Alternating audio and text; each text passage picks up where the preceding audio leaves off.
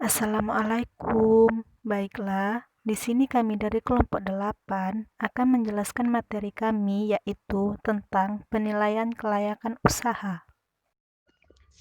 Terima kasih kepada moderator. Perkenalkan, nama saya Elga Nadia.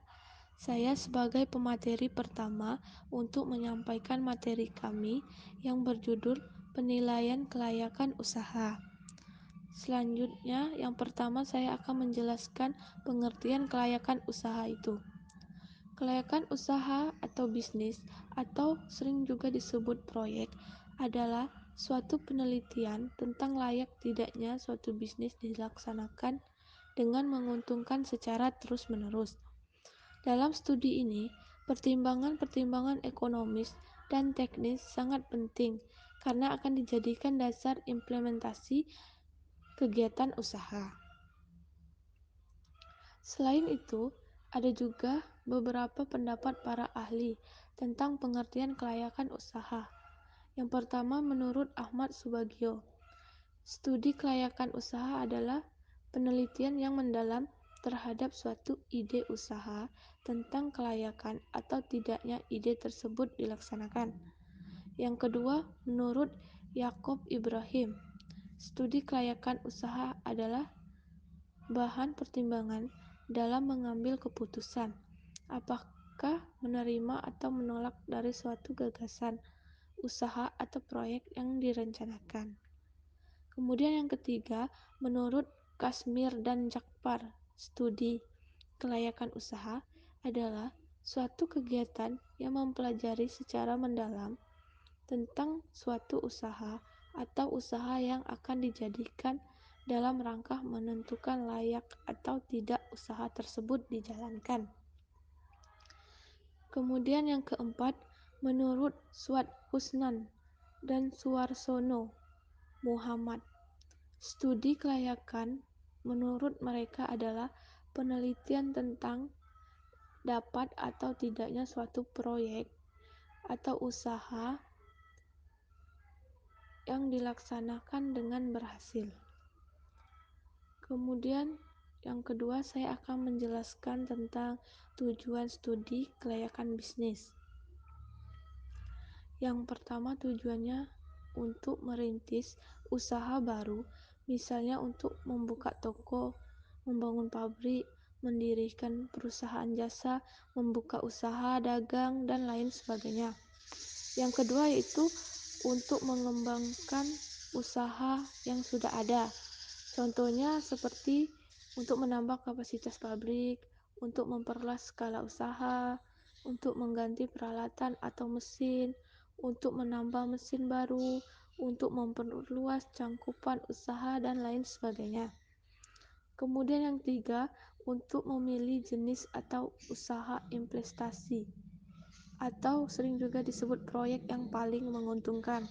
Contohnya, pilihan usaha dagang, pilihan usaha barang atau jasa, pabrikasi atau perakitan, proyek A atau proyek B, dan lain sebagainya. Terima kasih, itu saja penyampaian dari saya. Akan dilanjutkan oleh rekan saya. Baiklah, saya Priska Agustina Lestari akan melanjutkan materi berikutnya. Pihak yang berkepentingan. Adapun pihak-pihak yang memerlukan dan berkepentingan dengan kelayakan usaha diantaranya 1. Pihak wirausaha atau pemilik perusahaan merupakan suatu pihak yang akan memulai bisnis atau mengembangkan bisnis yang sudah ada, tentu memerlukan pengorbanan yang cukup besar dan selalu diharapkan pada ketidakpastian.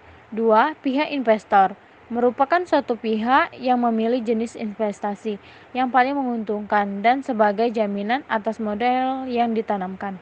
3. Pihak masyarakat merupakan suatu pihak yang sangat diperlukan dalam bahan kajian apakah usaha yang didirikan dapat bermanfaat bagi masyarakat sekitar atau sebaliknya justru merugikan. Selanjutnya, saya Sura Antini akan menjelaskan tentang aspek-aspek dalam penilaian kelayakan usaha. Yang pertama yaitu aspek hukum. Aspek hukum terdiri dari yang pertama, kelengkapan dan keabsahan dokumen perusahaan, bentuk badan usaha atau izin-izin. Yang kedua, TDP, yaitu tanda daftar perusahaan. Yang ketiga, NPWP, yaitu nomor pokok wajib pajak. Yang keempat, bukti diri, yaitu KTP dan SIM. Yang kelima, sertifikat tanah. Dan yang terakhir yaitu BPKB, yaitu bukti kepemilikan kendaraan bermotor. Selanjutnya yang kedua, yaitu aspek pasar dan pemasaran, terdiri dari ada tidaknya pasar, yaitu konsumen dan calon pembeli. Jika ada, berapa besar pasar, nyata atau potensial. Yang ketiga, peta kondisi persaingan saat ini. Yang keempat, bagaimana perilaku konsumen. Dan yang terakhir, strategi produk, lokasi, distribusi, dan promosi. Aspek ketiga yaitu aspek keuangan, yaitu jumlah investasi, biaya-biaya, dan pendapatan. Selanjutnya yang keempat yaitu aspek teknis atau operasional, yaitu terdiri dari lokasi usaha, layout gedung, mesin, dan peralatan. Teknologi yang akan digunakan yaitu padat modal atau padat karya. Dan yang terakhir yaitu aspek manajemen atau organisasi. Yang pertama yaitu pemilik usaha, jumlah dan komposisi modal. Yang kedua, pengelola usaha, jumlah kualifikasi, pendidikan, dan pengalaman. Yang ketiga yaitu struktur organisasi dan jabatan. Dan yang terakhir yaitu rencana kerja, target, sasaran, dan tujuan. Itulah kiranya materi yang dapat kami sampaikan. Sekian dan terima kasih. Semoga bermanfaat. Kami akhiri. Wassalamualaikum warahmatullahi wabarakatuh.